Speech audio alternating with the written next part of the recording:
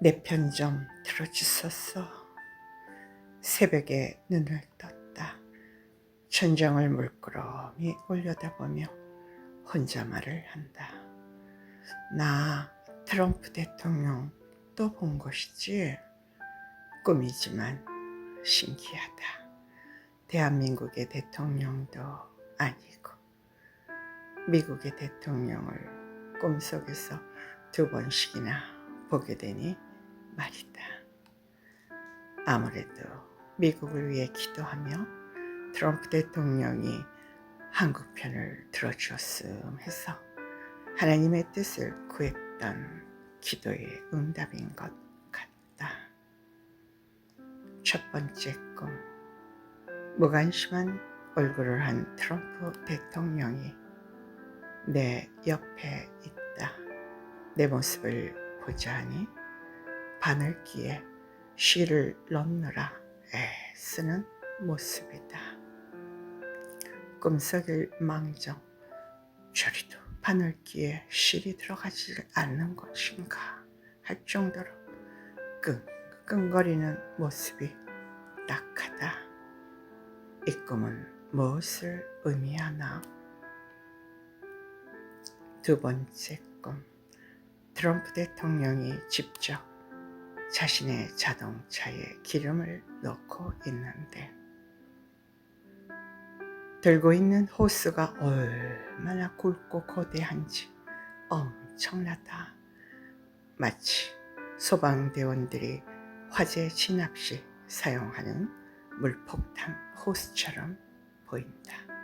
트럼프 대통령이 기름을 다 넣고는 부부들로 보이는 주위에 있는 분들에게 기름을 넣으라며 그 거대한 호스를 넘겨준다. 이것은 무엇을 의미하나? 첫 번째 꿈을 꾸고 나서는 무심코 이런 생각이 휙 지나간다. 예를 들면 부자가 천국 들어가기가 얼마나 어려운지, 낙타가 바늘길을 통과하는 것보다 어렵다는 말씀처럼 어렵다는 말에 초점을 둔 꿈인가? 결국 트럼프 대통령 옆에서 기도로 애를 써보나 미국이 대한민국을 편드는 것은 낙타가 바늘길 통과하는 것보다 더 어렵다는 것인가? 트럼프 대통령은 대한민국에 대해 관심을 두지 않는다는 말인가? 그래, 그런 듯 싶다. 그래서 대통령의 얼굴이 그리도 무표정했구나. 첫 번째 꿈 이후 미국의 이익만을 구하겠다는 트럼프 대통령의 말을 들으며 그래서 대한민국에 대해 그리도 무관심한 것인가 하여 하나님 아버지, 미국이 종이 호랑이라고 해도 아직은 최강국인데 약한 나라들을 돌봐주어야 하는 것 아닐까요?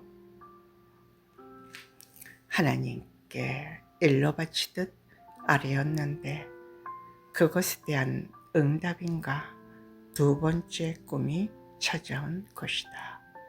트럼프 대통령이 우선 자기 자동차에 기름을 채우고 나서 거대하고 거대한 호스를 세계 나라의 정상들의 부부로 보이는 사람들에게 기름을 넣으라고 넘겨주는 모습이 적어도 미국의 이익만 구하는 것은 아닌 것 같아서 마음에 좋게 여겨졌다.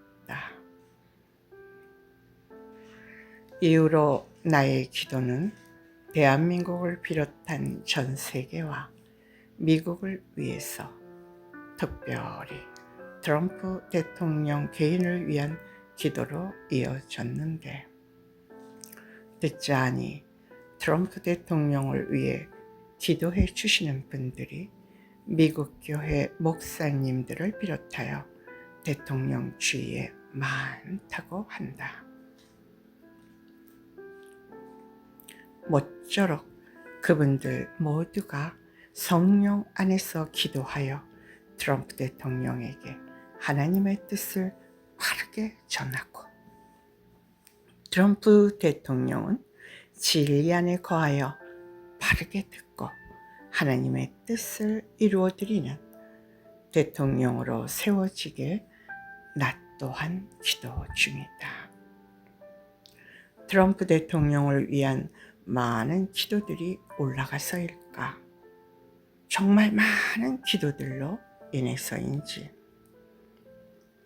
얼마 전에 큰 전쟁으로 나아가려는 이스라엘과 이란을 향해 트럼프 대통령이 멈추라 했더니 전쟁을 멈추는 두 나라를 지켜보면서 내가 얼마나 놀랐던지 정말 많이 놀랬다.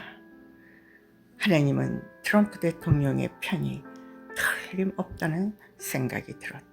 그러면서 하나님께서 트럼프 대통령과 한편이 되어주신 것이 그렇게도 부럽고 또 부러웠다.